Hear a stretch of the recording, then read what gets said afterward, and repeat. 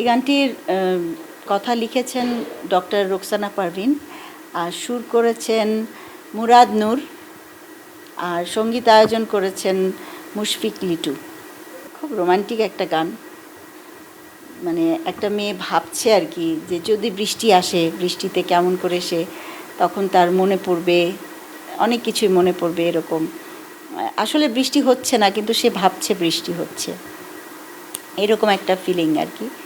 খুব সুন্দর সুর করেছে মুরাদ, এবং গানের কথাটা তো খুবই সুন্দর। সে একজন মানে ডাক্তার, কিন্তু তার ভেতরে অনেক সাহিত্য। আমি গান গাই, আমি খুবই প্রফেশনাল আর্টিস্ট। আমি গান গাই, আমার যখন কেউ আসে যে গানটা আমাকে দেয়া হয়, আমার চেষ্টা থেকে এটা আমার একদম শুরু থেকেই, যখন থেকে আমি একবার যদি কেউ ভালোবাসতো, জন্ম থেকে জ্বলছি গেয়েছি, আমি হয়তো কিছু বুঝতে পারছি না, কিন্তু যখন আমাকে গানটা দিয়েছে, আমার যেহেতু গান গাওয়ার কোনো শখই ছিল না, কিন্তু আমাকে দিয়েছে, আমার টেন্ডেন্সি যে কোনো জিনিস খুব ভালো করে দেওয়া। তা আমাকে গান দিবে, সেই গানটা আমি ভালো করে ফেলি। আমার কাজ শুধু এটুকুই। ওনার সাথে কাজ করা তো প্রতিটা সুরকারের গীতিকারেরই একটা স্বপ্ন থাকে, আমারও তাই। ভীষণ ভালো লাগছে সামিনা আপার কণ্ঠে আমার সুর তুলে দিতে পেরেছি। আর সামিনা আপা তো নিশ্চয়ই আপনিও জানেন, সবাই জানে, একটু খুঁতখুঁতে স্বভাবের, একটু গুছানো লিরিক টিউন, সমৃদ্ধ মিউজিক না হলে সে গান করে না। এটা আমার অনেক ভালো লেগেছে। আর আমার যে অভিজ্ঞতা হয়েছে, মানে সিনিয়র এবং নন্দিত বরেণ্য শিল্পীদের সাথে কাজ করতে যেয়ে তারা ভীষণ আন্তরিক। তাদের সাথে কাজ করতে গেলে অনেক শেখা যায়, শেখার জন্যই হয়তো আমি এটা চলমান রাখি। ভীষণ ভালো লাগছে। গানটি লিখেছে ডক্টর রোকসানা পারভিন, আমার ভীষণ পছন্দের মানুষ। উনি যদিও পেশায় একজন চিকিৎসক, প্রফেশনাল গীতিকার না, গান লিখেও না।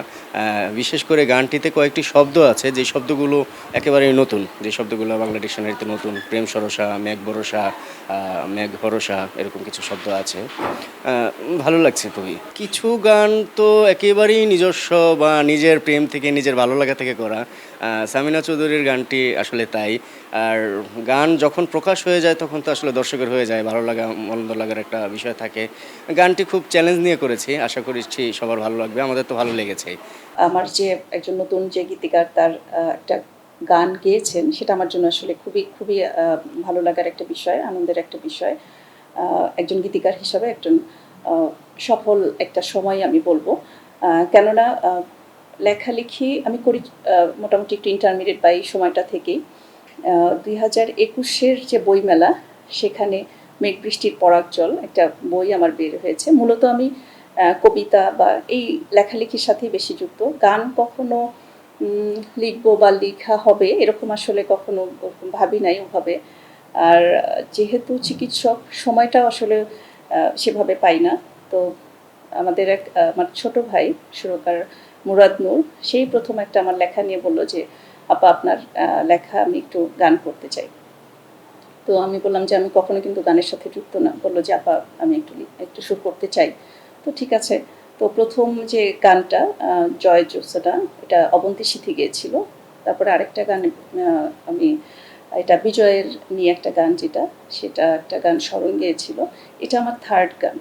তো এই গানটা যখন লিখলাম, লেখার পরে মুরাদ নিল গানটা নিয়ে, তখন ও যখন গানটা সুর করলো, তখন বলছে যে আপা আমার মনে হয় এটা যদি আমি সামিনা আপাকে দিয়ে একটু গাওয়াইতে পারি, কারণ ওর কাছে গানের প্যাটার্ন, গানের সব কিছু মিলে মনে হয়েছে যে সামিনা আপা যদি এটা গান তাহলে অনেক ভালো হয়। এই যে সৃষ্টিশীল যে বিষয়টা, সেটা হচ্ছে ইনবর্ন। সেটা একটা মানুষ যখন চাইবে, অনেক চেষ্টা করলেও কিন্তু অনেক ব্যাকরণ শিখেও লিখতে পারে না। আবার অনেকেই আছেন দেখবেন যে কখনো সে লেখাপড়াই জানে না, এই ব্যাকরণ কিচ্ছু জানে না, কিন্তু গান লিখে ফেলছেন, তাই না, গান সৃষ্টি করছেন। এলো খবরের কাগজ, নিখাত, নির্ভীক, নিরপেক্ষ।